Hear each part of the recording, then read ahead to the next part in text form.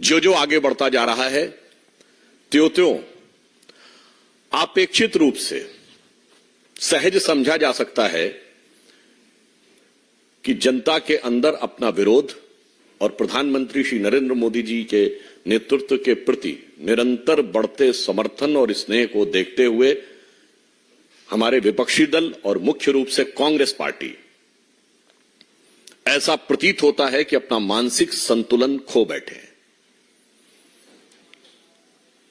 आपके संज्ञान में यह तथ्य निश्चित रूप से आया होगा कि छत्तीसगढ़ में नेता प्रतिपक्ष श्री चरणदास महंत ने हम सबके प्रिय प्रधानमंत्री आदरणीय नरेंद्र मोदी जी के प्रति एक बार पुनः वैसे ही घटिया और आपत्तिजनक शब्दों का प्रयोग किया है जो निरंतर कांग्रेस कहती चली आ रही है। प्रधानमंत्री जी के प्रति जो ईर्ष्या है, जो द्वेष है, जो कम होने का एहसास है, उसके कारण से ऐसे बयान निश्चित रूप से भारत की राजनीति के लिए एक बहुत दुखद संकेत है। बताइए, उन्होंने ये कहा कि मोदी जी के से मुकाबला करने के लिए एक ऐसा व्यक्ति चाहिए जो लाठी मारकर उनका सर फोड़ सके। मैं पूछना चाहता हूं, ये मोहब्बत की दुकान से कौन कौन से फरमान हैं? ये कांग्रेस पार्टी तो अपने को गांधी की परंपरा का उत्तराधिकारी स्वघोषित होने का one and exclusive copyright holder होने का दावा करती है, तो क्या गांधी जी लाठी इसीलिए रखते थे? और इतना ही नहीं है, ये कोई सहज रूप में उनके मुंह से निकला हुआ कोई फिसला हुआ शब्द नहीं है। उसके बाद के कई वाक्यों में निरंतर उसका एक्सप्लेनेशन, उसकी व्याख्या की गई है। और यह आज से नहीं चल रहा है। मान्यवर, मैं याद दिलाना चाहता हूं कि 2014 के चुनाव में आज के कांग्रेस के सहारनपुर के प्रत्याशी इमरान मसूद ने कहा था कि मोदी जी की बोटी बोटी कर डालूंगा, वहां से लेके सर फोड़ने तक। मैं पूछना चाहता हूं कांग्रेस पार्टी से कि कितने निम्न स्तर तक आप जाने के लिए तैयार हैं? कोई बात नहीं, जनता मोदी जी को समर्थन और प्रेम देकर उतने ही उच्च स्तर तक ले जाने के लिए तैयार है। और प्रधानमंत्री जी देश के सभी वर्गों के लिए जिस प्रकार से उनको किस ऊंचाई पर ले जाने के लिए तैयार हैं और ये किस नीचाई पर ले जाने के लिए तैयार हैं, इसका भी एक अन्य उदाहरण है।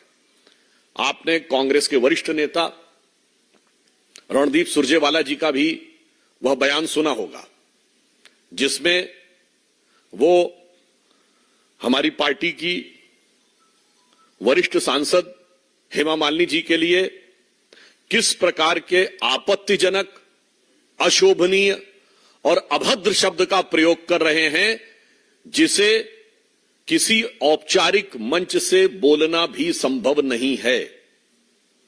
यह भारत की राजनीति में कांग्रेस पार्टी के द्वारा महिलाओं के प्रति अवमानना की एक नई निम्नता है। This is a new low to disrespect and demean the dignity of women in the Indian politics by the Congress party. एक तरफ हमारे प्रधानमंत्री श्री नरेंद्र मोदी जी हैं, जिन्होंने महिला सम्मान को किस ऊंचाई तक पहुंचाया है कि भारत यदि चांद के अछूते कोने दक्षिणी ध्रुव को छूने वाला दुनिया का पहला देश बना, तो प्रधानमंत्री जी ने उस पॉइंट का नाम पॉइंट शिव शक्ति रखा।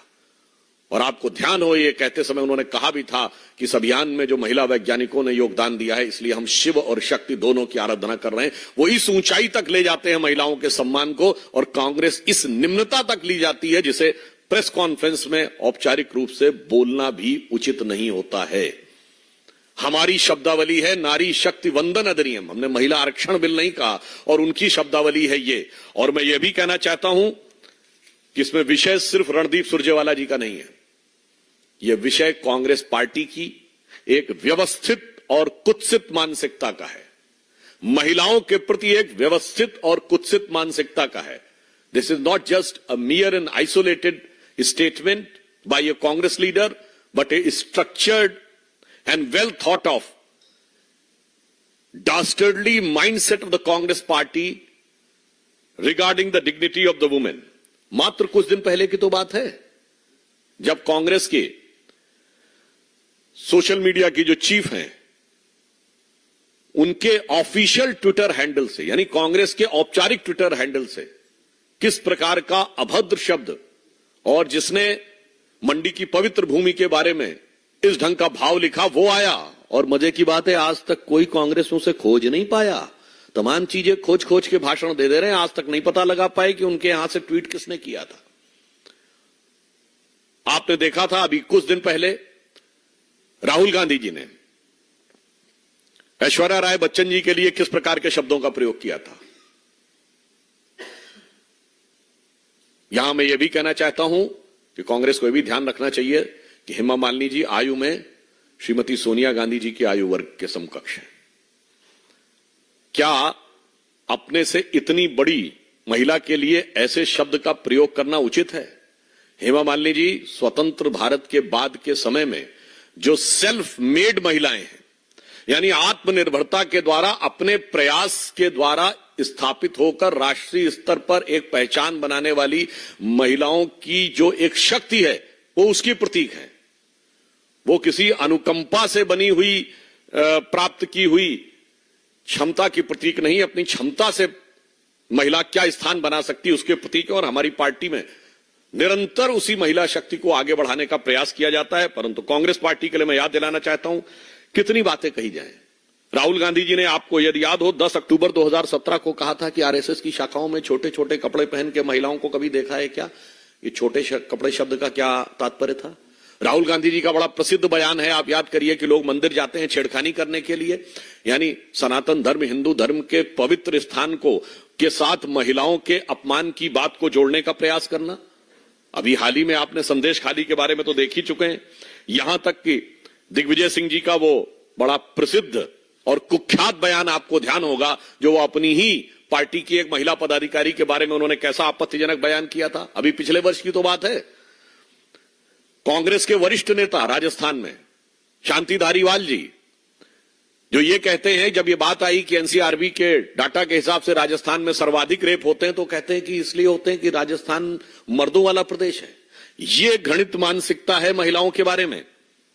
याद करिए, शशि थरूर जी ने 19 नवंबर 2017 को जब मिस वर्ल्ड का खिताब मानुषी छिल्लर को मिला था, तो यह मजाक उड़ाया था कि चलिए इस समय हमारे चिल्लर को भी मिस वर्ल्ड का खिताब मिलने लगा। ये अपनी क्षमता योग्यता से वैश्विक स्तर पर स्थान बनाई हुई एक युवा महिला के बारे में उनकी टिप्पणी थी। श्री प्रकाश जायसवाल जी का वो बयान, बहुत पुराना बयान, जो उन्होंने महिलाओं के बारे में और नई शादी और पुरानी शादी के बारे में बोला था, यह दर्शाता है कि सोच क्या है महिलाओं के बारे में। सिद्धारमैया जी, जो अभी वर्तमान में मुख्यमंत्री हैं, हम सबको वो घटना याद है जिसमें कि उन्होंने एक महिला की चुन्नी खींचते हुए वो दृश्य दिखाई पड़ा था। आप सबको याद होगा 15 अप्रैल 2018 को जब कांग्रेस पार्टी की तरफ से प्रदर्शन हो रहा था इंडिया गेट पे कठुआ की घटना को लेकर, तब कांग्रेस की महिला कार्यकर्ताओं ने पार्टी को लिखित शिकायत की थी कि उनकी पार्टी के कार्यकर्ताओं ने महिला कार्यकर्ताओं के साथ अभद्रता की। ये कांग्रेस की मानसिकता, इसीलिए मैंने कहा यह व्यवस्थित और कुत्सित मानसिकता है। महिलाओं के प्रति अभद्रता इनके मन मस्तिष्क में भरी हुई है। याद करिए रेणुका चौधरी जी का बयान, उन्होंने कहा था रेप तो होते रहते हैं। मतलब इतनी बड़ी घटना जो किसी महिला के लिए पूरे जीवन का सबसे बड़ा आघात हो, उसके बारे में इस प्रकार का प्रमाण बोलना। 25 जून 2018 को छत्तीसगढ़ में एनएसयूआई की एक कार्यकर्ता ने एनएसयूआई के तत्कालीन अध्यक्ष के ऊपर आरोप लगाया कि उन्होंने उनके साथ अभद्रता और यौन शोषण करने का प्रयास किया। राहुल गांधी जी की मौजूदगी में 13 अप्रैल 2018 को एक महिला पत्रकार के साथ जो कुछ हुआ, एक बड़े चैनल की महिला पत्रकार के साथ, वो सब आपको पता होगा। और इतना ही नहीं, अभी कुछ पिछले ही साल की तो बात है, याद करिए इंडिया गेट के एक प्रदर्शन में प्रियंका गांधी जी की उपस्थिति में प्रियंका गांधी जी के साथ भी अभद्रता की खबरें आई थी। तो आप सोच लीजिए कि इन लोगों की मानसिकता किस प्रकार की रहती है। और यह सोच, मैंने कहा कुत्सित तो है और व्यवस्थित भी है।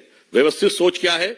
मैं कोट करना चाहता हूं कि कर्नाटक के तत्कालीन कांग्रेस अध्यक्ष बी सत्यनारायण जी ने कहा था, जब दिल्ली रेप की घटना हुई थी, कि भारत को आजादी मिली है तो क्या महिलाओं को रात में घूमने की आजादी मिली है? This was his mindset.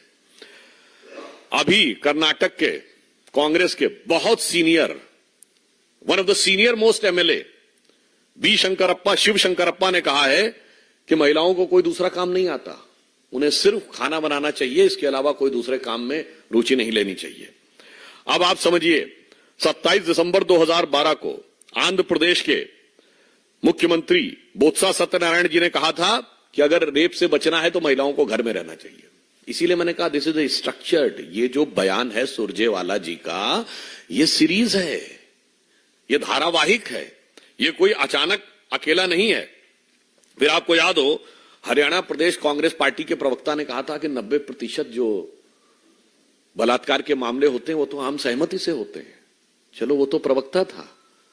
Rajasthan के मुख्यमंत्री के रूप में अशोक गहलोत जी ने आंकड़ा देते हुए कहा कि 57% केस फर्जी होते हैं बलात्कार के। ये बतौर मुख्यमंत्री मैं कह रहा हूं, सोचिए इनकी। और वहीं पे उनका वरिष्ठ मंत्री कह रहा है कि राजस्थान मर्दों वाला प्रदेश है, इसलिए ज्यादा होता है। This shows the mindset. और मैं कह सकता हूं, नैना साहनी को तंदूर में जलाने से लेके संदेश खाली में आदिवासी महिलाओं की इज्जत के साथ खिलवाड़ और उस हैवान को सेकुलर संरक्षण देने तक जो कुछ कांग्रेस पार्टी ने किया है, वो महिलाओं और स्त्री शक्ति के प्रति उनके मन में क्या भरा है, ये उसका प्रमाण है। सामने क्या दिखाना चाहते हैं वो बरबस मैंने आपको एक नहीं 1.5 दर्जन उदाहरण गिना दिए हैं, जिसके द्वारा यह स्पष्ट हो जाता है। और मैं यह भी बताना चाहता हूं, हम किसको मानते हैं? हम ये मानते हैं कि हम आदिशक्ति स्त्री का प्रतीक मानते हैं महिला को। वैसे तो एक दूसरे नजरिए से मैं कह दूं, इनको तो कहीं पर महिला शक्ति का उदाहरण आ जाए तो वो भी गले के नीचे नहीं उतरता है। फट से अगर कोई राजनीतिक हित दिखे तो किनारे कर लेते हैं।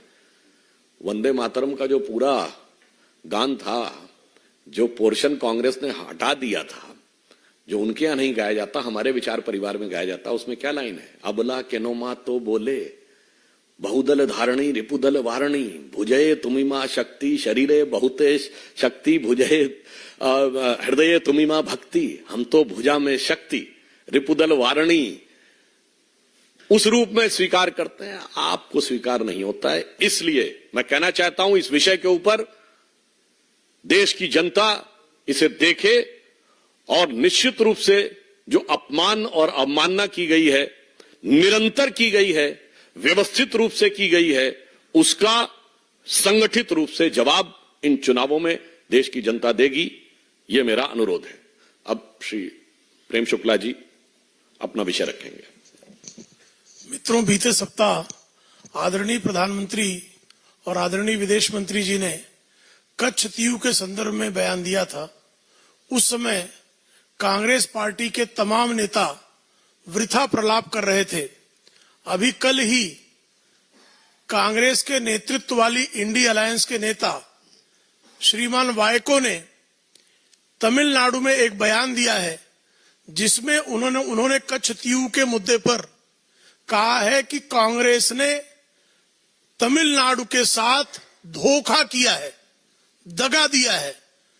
स्वाभाविक तौर पर कांग्रेस के बारे में अब उनके गठबंधन के साथी ही, जिनको कांग्रेस अपना सगा कहती है, वो भी कह रहे हैं कि कांग्रेस ने तमिलनाडु को दगा देने का काम किया है। हम तो कहते हैं कि कांग्रेस ने सिर्फ तमिलनाडु को नहीं, पूरे देश के साथ जो है धोखा देने का काम और दगा देने का काम किया है। जिस तरह से कच्छ तीऊ जैसे एक द्वीप को कांग्रेस ने सिर्फ एक चट्टान मानने का काम किया और उसे सहजता से श्रीलंका को सौंप दिया, जिसका परिणाम तमिलनाडु के तमाम मछुआरों को आए दिन भुगतना पड़ रहा है। इस संदर्भ में माननीय विदेश मंत्री एस जयशंकर जी ने बीते दिनों किस तरह से हजारों हजार मछुआरों को श्रीलंका में गिरफ्तार किया गया है और आए दिन तमिलनाडु की सरकार केंद्र सरकार से आग्रह करती रही है कि श्रीलंका सरकार की इन कार्रवाइयों को रोका जाए। डीएमके ने और कांग्रेस ने मिलकर तमिलनाडु को धोखा देने का काम किया था। यह आदरणीय प्रधानमंत्री जी और आदरणीय विदेश मंत्री जी ने तो कहा ही। अब जब उनके इंडिया अलायंस के साथी भी यह कह रहे हैं कि तमिलनाडु को धोखा देने का काम कच्छ तीऊ के मुद्दे पर हुआ है, तो अब कांग्रेस और उनके नेताओं को और तमिलनाडु के मुख्यमंत्री श्रीमान एमके स्टालिन को इस मुद्दे पर जवाब देना चाहिए कि कच्छ तीऊ के मुद्दे पर उन्होंने तमिलनाडु की जनता के साथ धोखा क्यों किया, यह स्पष्ट करने की आवश्यकता है। भारतीय जनता पार्टी जानना चाहती है कि इस धोखे का कारण क्या है, और जब आपके साथी ही आपसे पूछ रहे हैं तो अब तो आपको जवाब देना जरूरी है। आप लोगों के कुछ प्रश्न हो तो आप पूछ सकते हैं। वायको ने कहा कि तमिलनाडु को कच्छ तीऊ के मुद्दे पर कांग्रेस ने धोखा दिया और कांग्रेस तमिलनाडु को बारंबार धोखा देती रही है।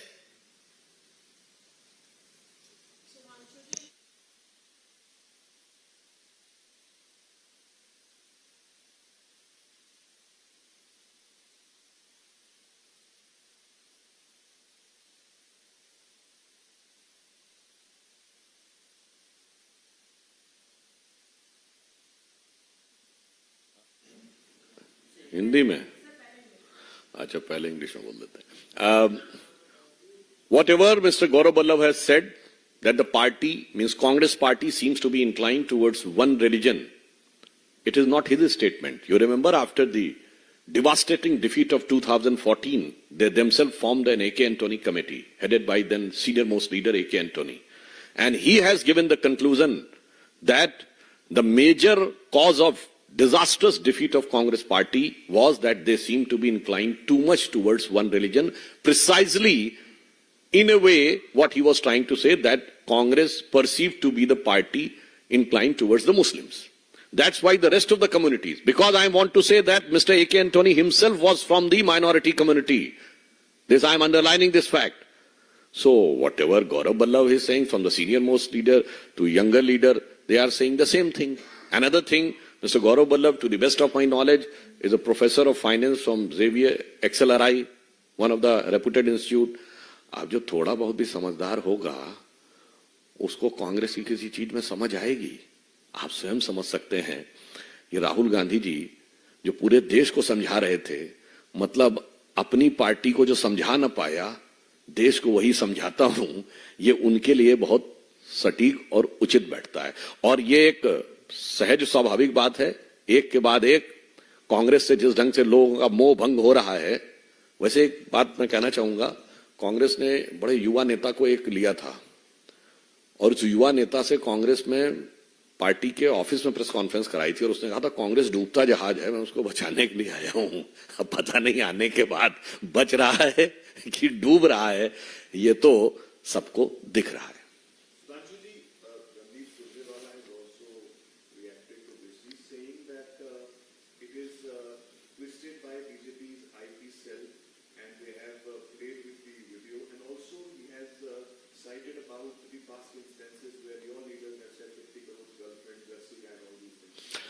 First thing, whatever the word, precisely the Hindi word which has been used, there cannot be any if and but about it.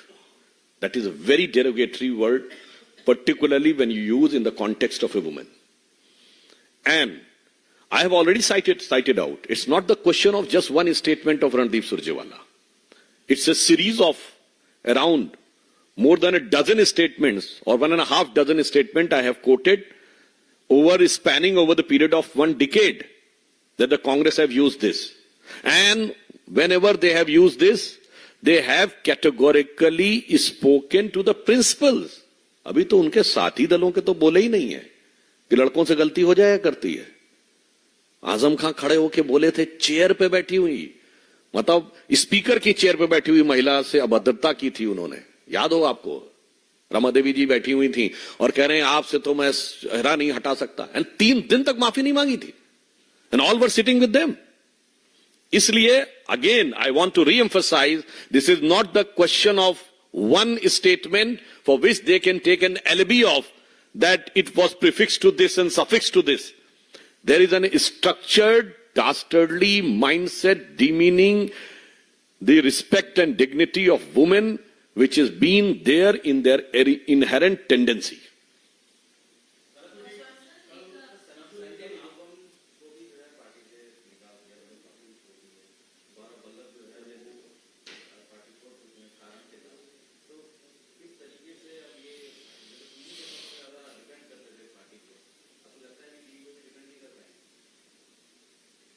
वैसे हम तो ये कहना चाहेंगे, आपको याद हो गौरव वल्लभ जी का एक बड़ा डायलॉग फेमस हुआ था ना, जीरो वाला, हमारे प्रवक्ता के साथ। अब वो जीरो क्या है उनको समझ में अब आया है। राहुल गांधी की संगत में जो रहेगा वो जीरो क्या है, वो थोड़ा भी समझदार होगा बहुत जल्दी समझ जाएगा।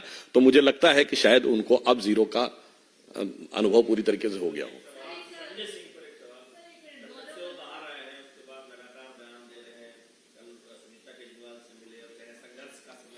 देखिए वो जो भी है वो टेक्निकल ग्राउंड के ऊपर हुआ है, परंतु इतना जरूर है कि वो बीमार थे और बाहर निकल के दहाड़ रहे थे। और हमारे केजरीवाल जी बाहर बहुत स्वस्थ थे और अंदर जाकर वो हो गए। मुझे लगता है कोई बात नहीं, उनको अपनी बात कहने का अधिकार है। अगर वो रिहा होकर आए हैं, जो कोर्ट ने सब्जेक्ट टू रिस्ट्रिक्शंस लगाया है, उस रिस्ट्रिक्शंस के अंतर्गत वो जो भी बोल रहे हैं, चुनाव का समय है, उनका लोकतांत्रिक अधिकार है और जनता इस विषय के ऊपर गुण दोष के आधार के ऊपर विवेक के साथ निर्णय लेगी।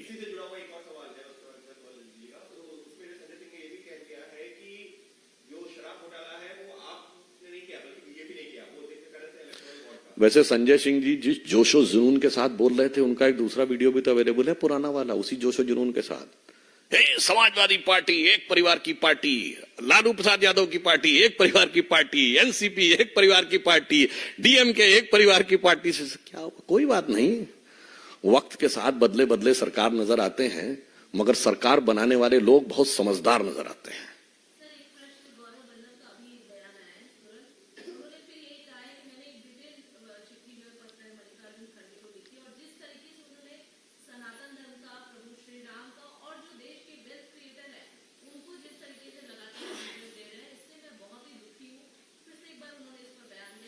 देखिए मैं कहना चाहूंगा कि कांग्रेस के साथ स्थिति यह है कि अभी क्या गौरव वल्लभ जी पे बोला जाए, क्या अन्य चीजों बोला जाए, अभी पता नहीं, अभी तो बहुत समय बाकी है चुनाव में। परंतु जो मुद्दे उठे हैं, ये कांग्रेस की जो राजनीतिक सोच है आर्थिक विषयों को लेकर, उस विषय के संदर्भ में उनके यहां आर्थिक विषयों के जानकार क्या सोचते हैं और राहुल गांधी बाहर आकर क्या बोलते हैं, उसका जो विरोधाभास है वो इस बात से जरूर स्पष्ट होता है। यानी राहुल गांधी की आर्थिक सोच जो वो बहुत उग्रता और आक्रामकता के साथ आकर बोलते हैं, मुझे लगता है कि उसकी वो पंचर होती हुई दिखाई पड़ती है इस प्रकार की बात से।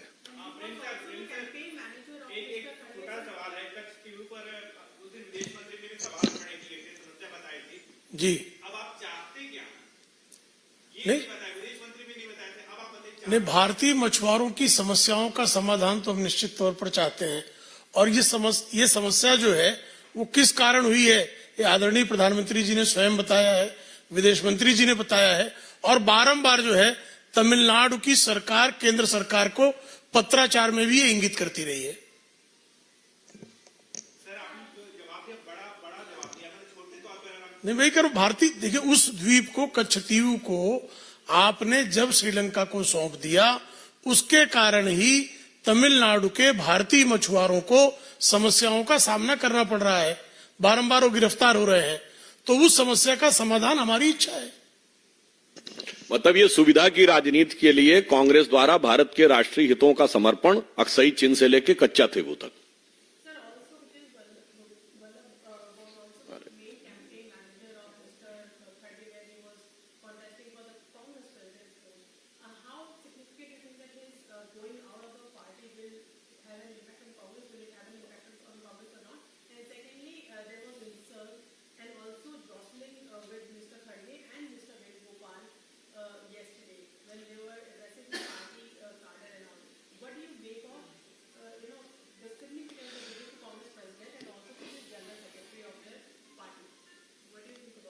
देखिए, मुझे लगता है कि we are discussing too much on Congress party, और अभी तो उसके अंदर क्या क्या निकलेगा तो एक ही लाइन में समराइज कर देता हूं। जो कांग्रेस का अभी इलेक्शन में जस्ट पास्ट है, प्रेजेंट है, और जो इमीडिएट फ्यूचर होने वाला है कि कभी खुद पे कभी हालात पे रोना आया, बात निकली तो हर एक बात पे रोना आया। तो किस किस बात का कहां कहां तक जवाब दिया जाए, ये उनका अंदरूनी मामला है। अंदरूनी पीड़ा रह रह के उभर के सामने आ रही है उनके कार्यकर्ताओं की, मगर इसके बावजूद भी कांग्रेस के नेताओं को नजर नहीं आ रही है। तो उसके लिए मैं वो वाक्य रिपीट करना चाहता हूं जो माननीय प्रधानमंत्री जी ने सदन के पटल पर बोला था कि तुम्हें तो इसका यकीन ही नहीं है कि तुम्हारे पैरों के नीचे जमीन ही नहीं है।